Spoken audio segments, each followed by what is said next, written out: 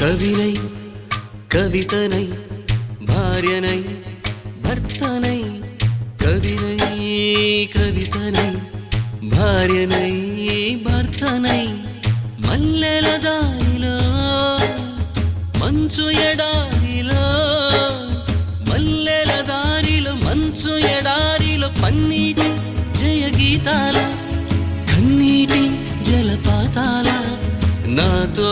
నేను అనుగమిస్తూ నాతో నేనే రమిస్తూ